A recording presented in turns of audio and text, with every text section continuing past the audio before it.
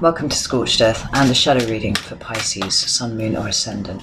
I guess it's for the month of June, but I feel like because it's a shadow read, it actually will apply whenever you see it. So don't be put off by the date on the video.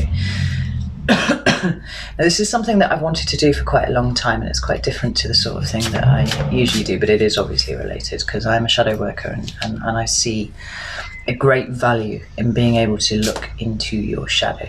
Psychoanalysts believe that 90% of our reactions to things are unconscious, okay? Which means that only 10% of your conscious mind is actually, of your mind is actually conscious. So the value of building a bridge between those two states seems to me inherently valuable.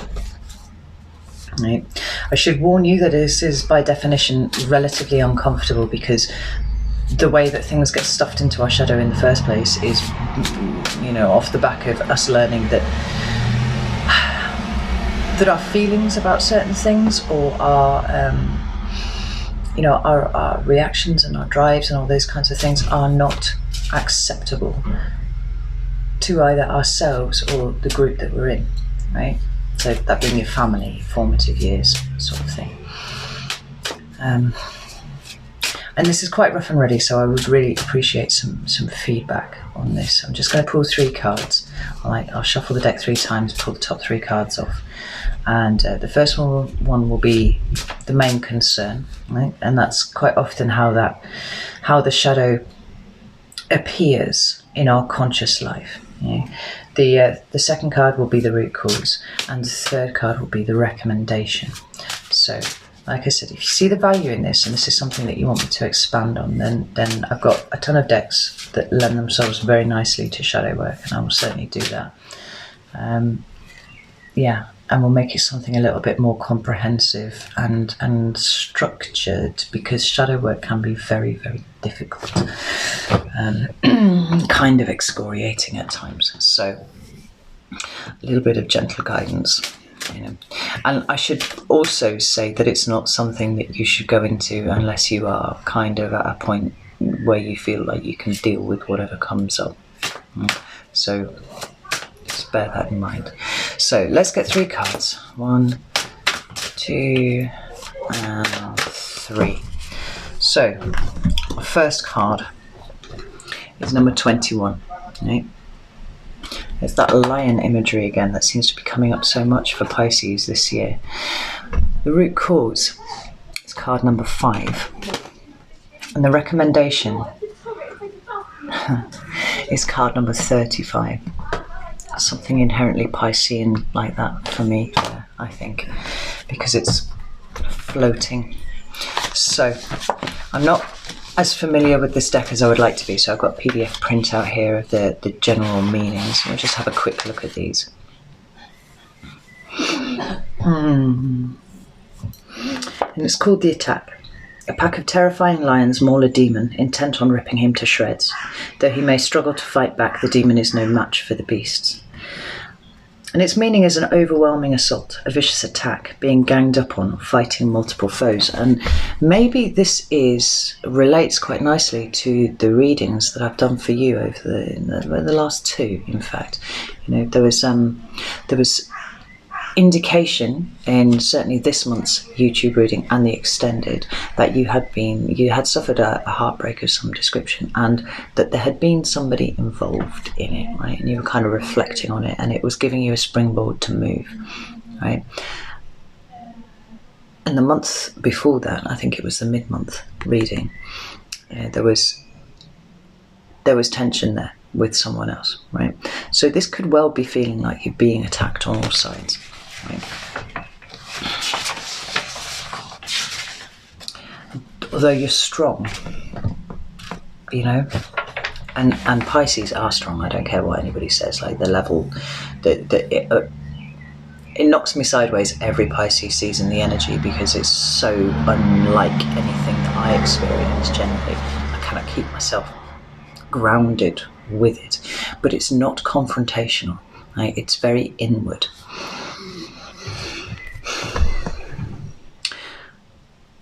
So maybe these lines are yours, right? Maybe this is talking about inner work, possibly. and maybe this is attacks from other people, to take it as it resonates with you. The root cause is slaymates.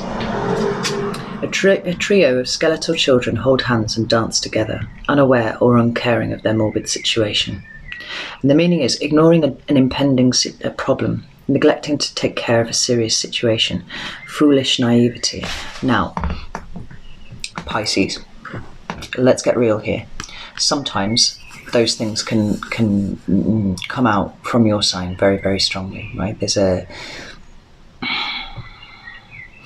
often an urge to ignore the material in front of you because you just don't see it as important as other things, right? And it's not something that your energy is particularly given to dealing with. Like for me, the Page of Cups is Pisces, right? And foolish naivety is absolutely something that you could associate with that, but it's playful and it's naive and it's young and it's kind of all of these things. Like at heart, sometimes there is a reluctance to face things head on, right? You kind of slide off sideways because it's not comfortable for you, right?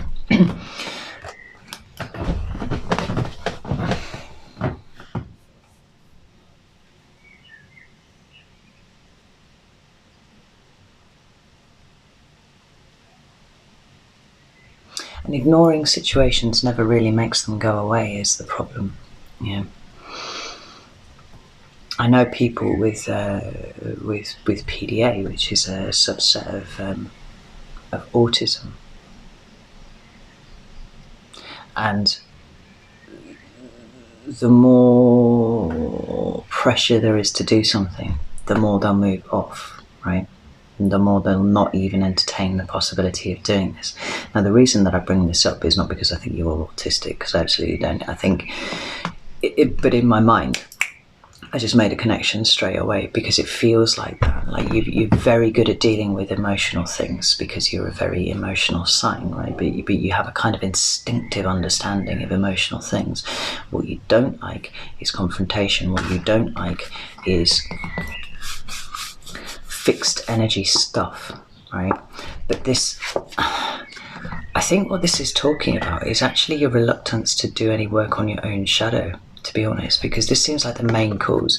It's like there's a fear here that if you go head down this road, the lions that you're going to face internally are going to absolutely kick you over.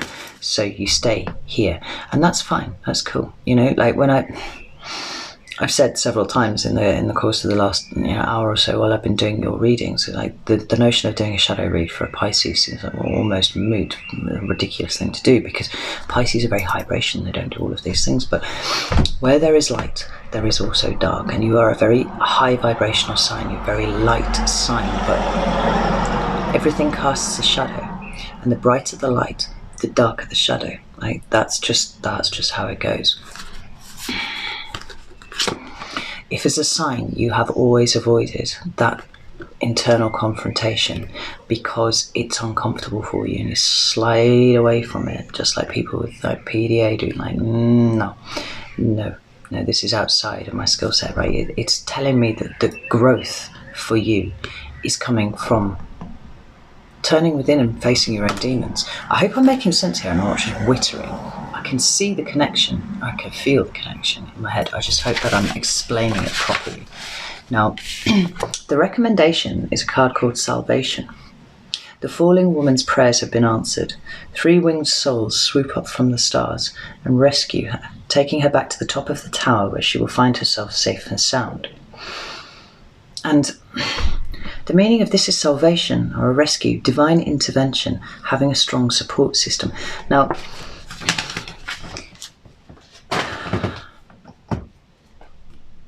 there are 3 angels here, and the 3 of Cups came up in your extended. I feel like it's telling you that you are protected and that you need to trust, right? At that point where you feel like everything is lost, where you are falling. So this is the point where the angels will come in to save you, right? At that point where things are the hardest, right, is the time to have the most faith. Okay? Don't try and escape from what it is that your shadow is trying to bring to your attention.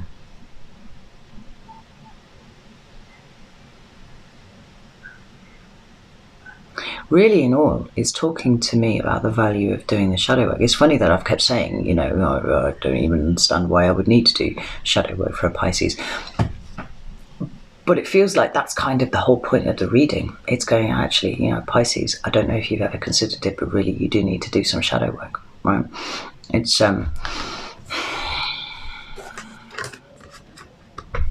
being completely oblivious or willingly oblivious to the work that needs to be done here. It's going to have you falling out of a tower. But if you embrace it, look how it's all in threes. Isn't that really weird? We've got 3 lions attacking that demon there. We've got these 3 characters here, and we've got 3 angels coming to rescue you. That's 369, right? That's the key to unlocking the secrets of the universe right there, according to Tesla. Pisces, I think that your shadow is darker than you know.